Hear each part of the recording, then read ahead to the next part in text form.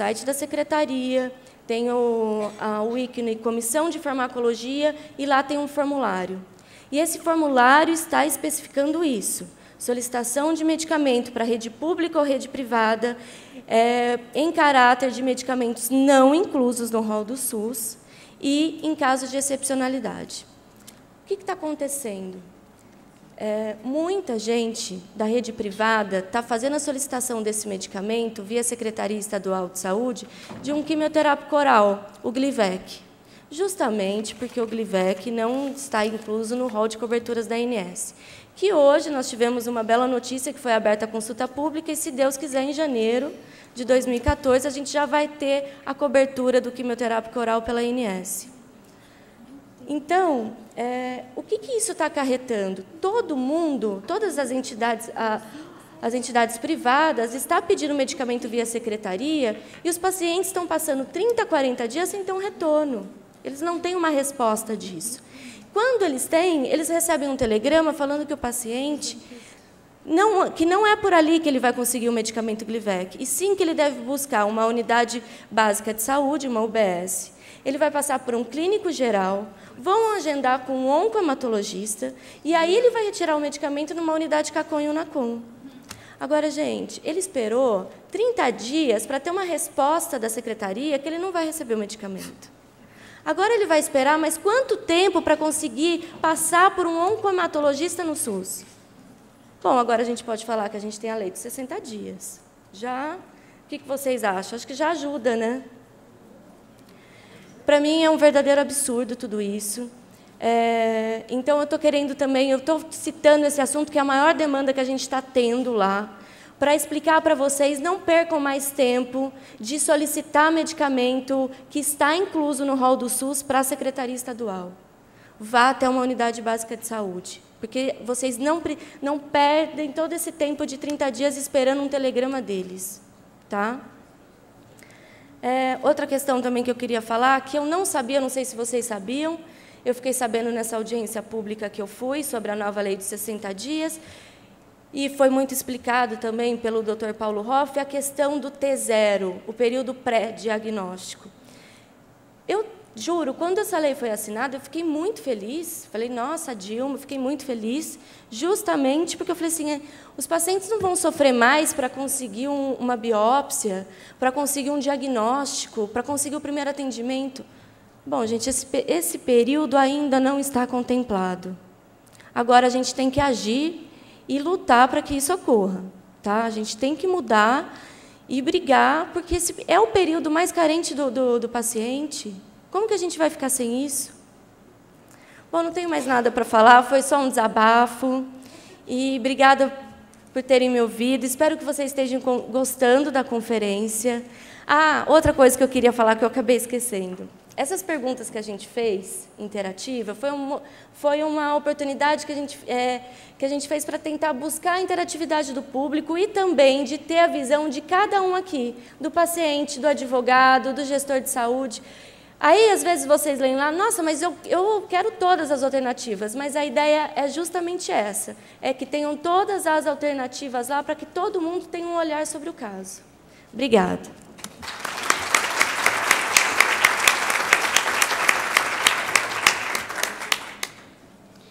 Bom, eu estou com algumas perguntas e... eu estou super feliz de estar aqui, sabe? Que bom. Porque quando eu escuto pessoas assim, a gente fala lá na TV que a gente mata um leão todo dia. Às vezes ele morde a gente, às vezes a gente é engolido por ele, porque todo dia tem um desafio para fazer. E às vezes a gente fala assim, será que a gente conseguiu resolver alguma coisa? A gente não sabe, porque a gente sai da casa do entrevistado, vai para o ar, às vezes a gente não vê. Mas é isso, é uma sementinha aqui, é outra ali, e é o trabalho de cada um fazendo todo. Então, acho que quando tem mobilização assim, e quando todo mundo começa, que nem a Soninha falou, que eu tenho uma dúvida, por que ela foi para o SUS? Você não tem plano de saúde? Não. Então, e ela é uma pessoa que todo mundo fala, nossa, ela não tem um plano de saúde, né? Poderia pagar, teoricamente. Mas, assim, que a gente paga 2 vezes, né? Então, a gente espera o mínimo. A gente paga o plano de saúde porque a gente não tem no sistema público. A gente paga escola, enfim, a gente tem carro porque a gente não usa o transporte público. E, no fundo, todo mundo quer usar o básico, né? Quer ter direito ao básico. Então, acho que quando todo mundo começar a se indignar e ir para frente, sem ter o problema na barra da saia, que é o que a maioria tem aqui, a gente consegue fazer a diferença. Então, assim, eu acho que o meu trabalho, o dela, por exemplo, é isso, é tentar fazer o mínimo para dar chance, é 1% do 100% que vocês podem ter lá na frente, entendeu? Então, assim, eu fico feliz quando eu escuto isso e quando a pessoa vibra com o que faz, porque é isso que vai fazer a diferença lá no fundo, nem para ela, talvez, ou para ela mesma, mas bate num terceiro, que a gente não sabe quem é. Enfim, tem muitas perguntas aqui.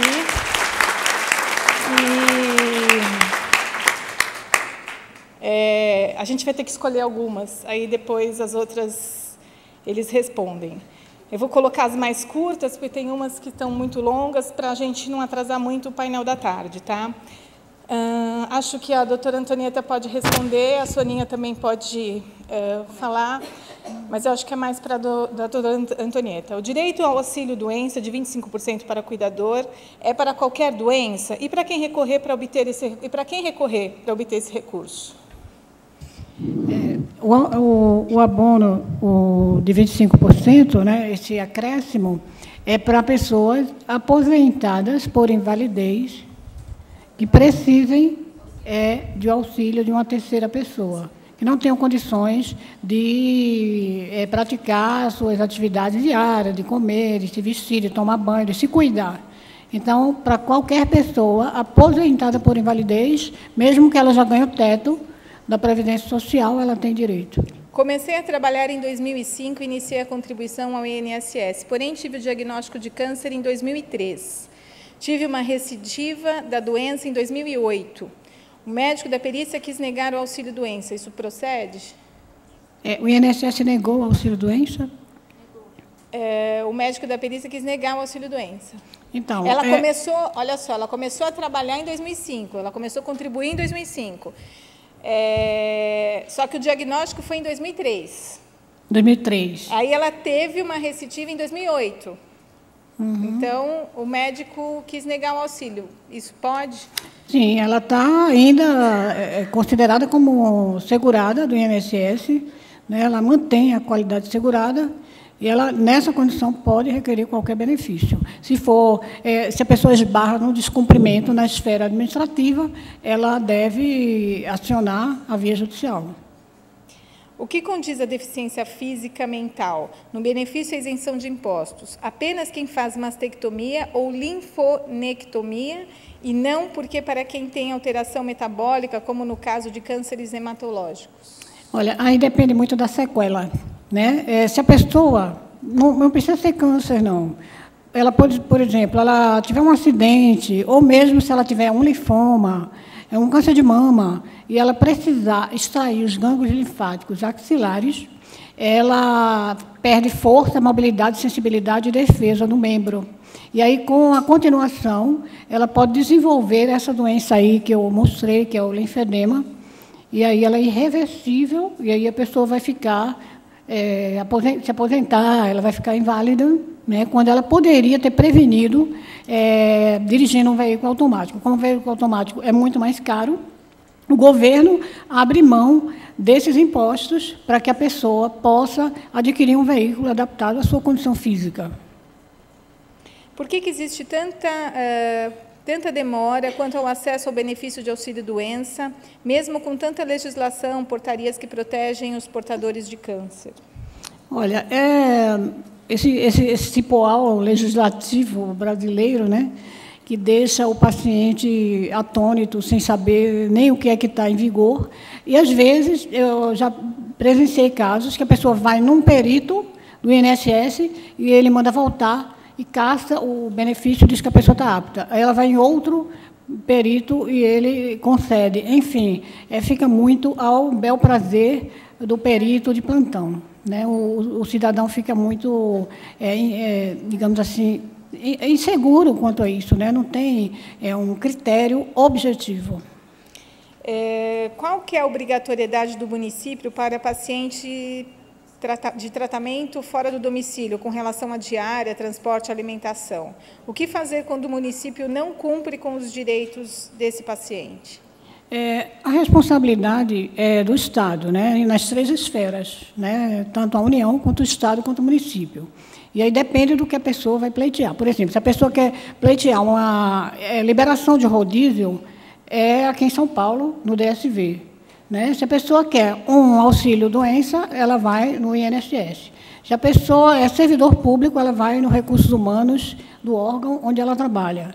Né? Se a pessoa quer uma isenção de impostos para comprar veículos, ela vai na perícia do DETRAN. E hoje até já existe uma nova legislação que saiu esse ano, que não mais obriga a pessoa a ir na perícia do DETRAN, porque a perícia do DETRAN se tornou muito arbitrária. E, inclusive, eu tenho muitas histórias de pessoas que foram humilhadas pelos peritos, né? E eu aconselho essas pessoas a fazerem uma representação contra esses peritos, porque eles podem indeferir, mas não têm o direito de humilhar ninguém. Aqui eu tenho uma cartinha de um pouco de desabafo, mas aí tem uma pergunta que eu queria que a Soninha, eu vou dar uma resumida aqui, eu queria que a Soninha comentasse. A pessoa pergunta que ela conta aí de da legislação, que ela contribuiu e que sempre está a negação dos direitos do paciente com câncer, desrespeitado e tal, enfim. Ele pergunta: quando que o cidadão vai ter seu direito negado? Como podemos reverter essa situação no nosso país? Que instrumentos, que ferramenta uma pessoa que vive uma situação assim pode se utilizar para conseguir fazer validar o seu direito de cidadão? Pois é, como disse a doutora Antonieta, você, às vezes, você sabe o que... Você intui o que você tem, a que você tem direito, mas você não sabe tudo a que tem direito, ou não sabe onde embasar, né? Você não sabe como conferir, como confirmar exatamente qual, exatamente onde.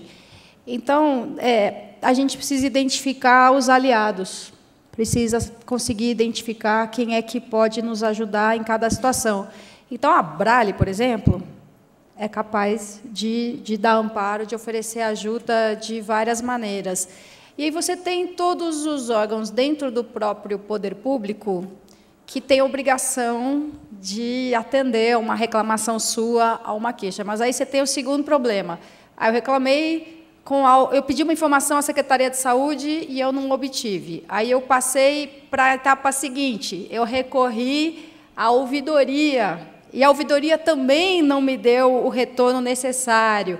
Aí eu tenho a agência reguladora, mas eu também não obtive. Então, é lógico que não existe o caminho garantido, infelizmente, mas a recomendação básica, assim, é identificar os seus aliados. E, felizmente, hoje até no Google a gente encontra isso. Associação de pacientes, associação em defesa dos direitos. E mesmo no poder legislativo, por exemplo, dar algum trabalho, mas identificar quem realmente pode ajudar. E aí, alguns critérios. É muito difícil avaliar um parlamentar. As pessoas tentam avaliar de várias maneiras e fazem várias coisas furadas. Assiduidade no plenário. Quer dizer nada. Número de projetos apresentados, nada. Número de projetos aprovados, não quer dizer nada. Às vezes muitas vezes quer dizer só capacidade de articulação e não mérito da própria produção legislativa. Então então como é que a gente identifica um verdadeiro aliado no poder legislativo? Uma boa ferramenta é ver o quanto é fácil ou difícil falar com ele, e não precisa ser ele pessoalmente. Desde que seja um assessor que realmente atenda com seriedade, isso já é um bom indicativo. Além de falar, qual é a facilidade que você tem para obter uma resposta? Não para o seu caso, necessariamente, porque às vezes não é nem isso, mas uma opinião. O que o senhor acha agora da lei dos 60 dias? Eu quero saber qual que é a sua posição. Então, conseguir falar com alguém da assessoria que seja, conseguir receber uma opinião e saber identificar, aí é o mais sutil, né? Mas se aquilo é uma resposta que diz o que você gostaria de ouvir, eu vou me encaminhar, eu vou batalhar, o nosso mandato está sempre atento, ou se é uma resposta sincera. Assim, não é tão sutil assim. na verdade. Mas, muitas vezes, o parlamentar que decepciona a gente na resposta é o que está falando a verdade. Tipo, olha, você não acredita a dificuldade. Bom, para começar, que a legislação, eu sou vereador, e não é a legislação municipal quem tem condições de resolver isso. Isso é sistema previdenciário, isso é lei federal, isso é portaria do Ministério da Saúde. Então, a gente não vai ter outro jeito, mas aí também procurar de turma é melhor. A Abrale procurar, Associação em Defesa dos Direitos, procurar a Câmara Municipal e os parlamentares. E tem mais possibilidade de sucesso do que você mandar uma carta indistintamente para todos eles. E aí talvez todos respondam, estamos aqui, faz uma sessão solene no 8º andar da Câmara Municipal, todo mundo posa de interessado, cria uma frente parlamentar em defesa. Porcaria nenhuma. Tem que realmente identificar quem é aliado de verdade, porque ser contra a defesa dos direitos dos pacientes é como ser contra a paz mundial, entendeu? Todo mundo é a favor. Todo mundo é a favor. Mas é muito importante ver quem realmente, quem de verdade está na batalha e quem não está. Nesse caso, como em todos os outros aqui, informação é fundamental. E buscar informação é o primeiro passo. Assim, e sem esquecer também outros órgãos de defesa. O Ministério Público. Isso é importante até que essas associações em defesa façam esse mapa, sabe? O GPS das possibilidades de buscar auxílio. O SIC, o Centro Integrado de Cidadania, pode ser uma porta de entrada. Os órgãos que prestam assistência jurídica, ligados a faculdades de direito, também pode ser uma boa porta de entrada. Então, esse é um desafio para a gente também, que milita nessa área, de fazer o mapa do tesouro, tanto da legislação, né, coisa que a doutora Neta já fez, quanto das portas de entrada para você conseguir buscar os direitos garantidos em legislação, ou exigir, propor, reivindicar mudanças na própria legislação. Obrigada, Soninha. Agora, uma outra pergunta para a doutora Antonieta. Que orientação podemos dar a um paciente que possui bens, propriedades rurais e posteriormente faliu? Hoje, aos 68 anos de idade, com câncer, sem nenhuma renda, sem familiares que promovam o suporte, não consegue acessar o benefício de prestação continuada, por ter ficado inscrito no recolhimento de imposto de renda como isento. Se a pessoa não tem nenhum tipo de renda,